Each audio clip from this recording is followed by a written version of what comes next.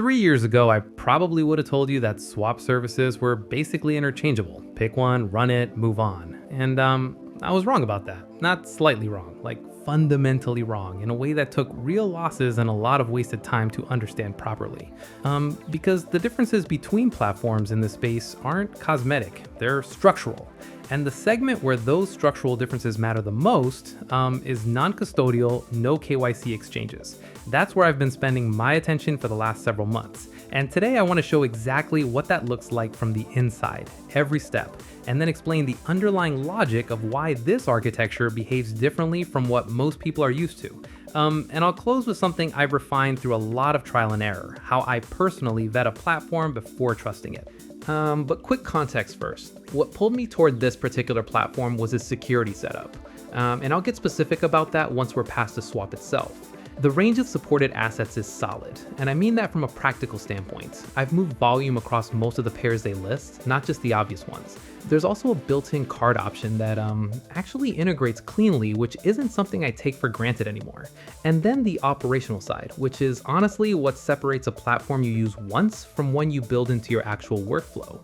Every single transaction I've run here has settled in under 5 minutes. All right, let's get into it. Doing Bitcoin to Tether exchange. Solid pair for demonstrating the flow. Nothing exotic, nothing that creates noise around the actual mechanics. Coming to this window here and configuring the pair, BTC on the outgoing side, that's set. USDT on the receiving side, confirmed. And immediately below the selector, the full breakdown. Live exchange rate, fee, expected settlement time, all of that's accurate and consistent with what I'd expect. No red flags.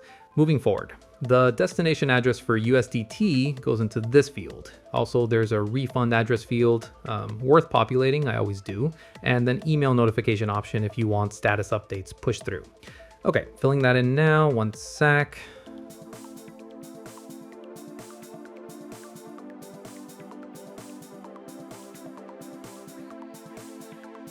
All right, that's done.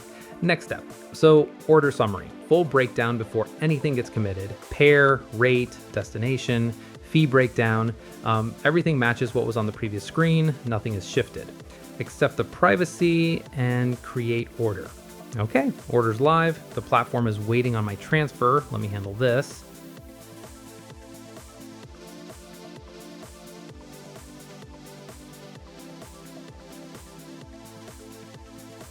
Okay, that's through, confirming on my end, and now it's processing. From here, it runs on its own. USDT routes automatically to me, should be done within a few minutes. And this is actually a good window to get into the mechanics, because the mechanics are the point. The whole model comes down to one question: who holds the funds during the swap? On a non-custodial platform, nobody does. There's no intermediate wallet, no holding address, no moment where the assets leave my control and enter someone else's. My wallet initiates, the transaction settles on chain, my wallet receives the output.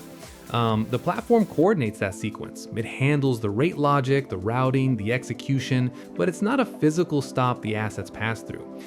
Contrast that with a centralized exchange where the very first action is always a deposit, meaning the very first action is always a transfer of possession.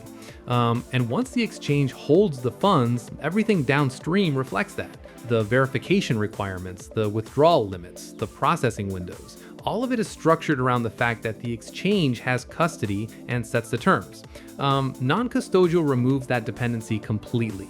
No assets parked in someone else's infrastructure, no identity data attached to the activity, no scenario where a platform-side problem cascades into my problem. And if this service shut down mid-transaction right now, the swap would still settle, because the chain doesn't care whether the coordination layer is online. The assets were never the platform's to begin with. And now, after 4+ years of navigating the space with a level of deliberateness that borders on paranoid, what I can tell you is that fake services aren't outliers, they're ambient. They show up in search results, they get passed around in discords and telegrams that look completely legitimate. And the well-funded ones are built convincingly enough that a cursory check won't catch anything wrong. Part of what enables this is just the sheer pace of the space. New protocols, new terminology, new infrastructure categories appearing faster than most people can track, and that creates cover. Bad actors don't need to be sophisticated, they just need the environment to be confusing enough that people stop asking the right questions. So, you know what I've noticed after 80-something transactions on this platform? I stopped tracking it as a test. There's a point with any tool where you stop evaluating it and just start using it. And that shift only happens when something has been consistent long enough that you genuinely stop expecting it to fail. I'm at that point with this one. Clean execution, every pair I've thrown at it, every condition, no exceptions.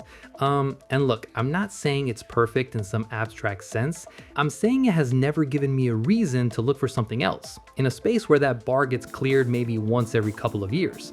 That's the whole review right there.